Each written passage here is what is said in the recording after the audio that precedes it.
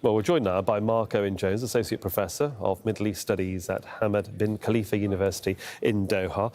Good to have you on the programme. We'll talk about President Biden's dilemmas in a moment. Let's just talk about the ICJ ruling at the moment to let more aid in, unhindered, and there should be a ceasefire. I mean, what are the chances of this? Well, let's look what happened last time the ICJ ruled provisional measures in January. Actually, there was a decrease in the amount of aid getting into Gaza after that. So just because the ICJ have put this ruling forward, it doesn't necessarily mean that Israel are going to comply. And let's not forget that the overall amount of aid has been piecemeal. We're looking at a third of what is required pre-war. The only thing that will increase or has seen a spike in aid is essentially a ceasefire. So without a ceasefire, we're unlikely going to see more aid going into Gaza. So the ceasefire needs to really come before that. Otherwise, what Israel's response is just rhetoric, I'm afraid. From what we heard from our correspondents just now is that the bombing continues, that the snipers are still firing at Palestinians, and the brutality of the Israeli forces is quite evident on screen with that recent footage that we showed in the last 24 hours of two unarmed Palestinians being shot on a beach and their bodies being buried, it seems, by a bulldozer in the sand. It's caught the attention of the Americans. They've been commenting on it today. Is it just a comment? Well, actually, I think it's a really interesting point because we know, as you said, that Americans, I think, are increasingly frustrated by how Israel are prosecuting the war, some completely hostile. And the polling suggests this. We've actually seen a shift in public opinion in the US to people opposing the war.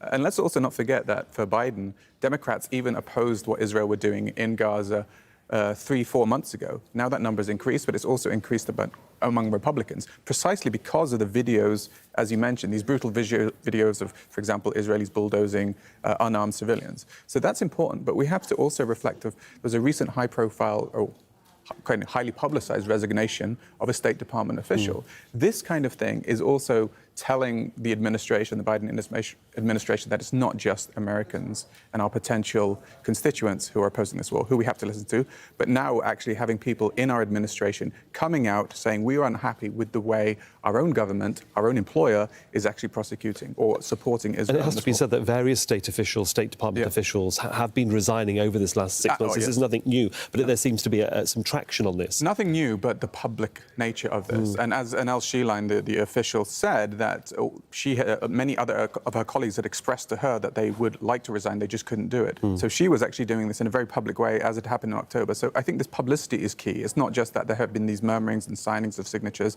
Someone is actually going out there, putting their future career on the line, as Sheline stated, in order to make this point. And we can see that this has been getting a lot of coverage in the US, and this is definitely going to, I think, embarrass Biden and make him more likely to kind of pressure Netanyahu in the upcoming meeting. Let's talk about that meeting, because in the last 48 hours, we've had that turnaround from apparently the Prime Minister's office saying that we do want to reschedule the meeting that we postponed because you didn't veto a UN resolution that we weren't happy with. I mean, one wonders what that dynamic is, because the big talking point here is that Rafah incursion that the Israelis want to pursue and the Americans are trying to rein them back on. Yeah, exactly. I mean, I think Netanyahu initially threw his toys at the pram with the US veto. He obviously wasn't happy about that, and he wanted to demonstrate to his constituency that he was being firm with the US. But clearly, Netanyahu knows that the ability to actually go into Rafah, but also existentially for Israel, relies on American support, American military aid.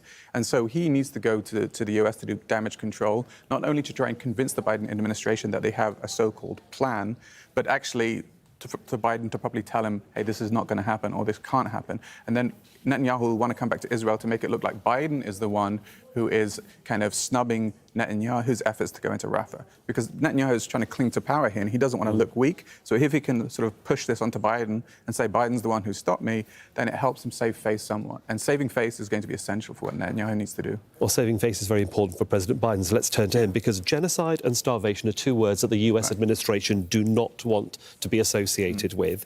But it's something that President Biden can't get away from. I mean, the new phrase is genocide Joe has to go. I mean, this is what Americans are saying at the moment, those that are certainly protesting against him, as we saw on Thursday night. It's something he can't get away from as we continue to head towards November and that presidential election. Of course, and we've also seen the protest vote in Michigan of people basically refusing. People who had previously voted Democrat voted for Biden, places like Michigan, saying they're not going to vote for him, or at least not voting for him in those primaries because of what he's doing. So this is a really important thing. But I think what the ICJ is saying, this is a reminder to not just Israel, but to people around the world, to countries around the world, that they have an obligation to try and prevent genocide. And the US, by delivering aid by air, by bridge to Gaza, have basically acknowledged that not enough is being done by countries. So they're implicit in it. And we also have to remember that the US are actually refusing to use their own laws, which require that any country that's actually interfering with the provision of US aid to a people should also not necessarily be given arms, right?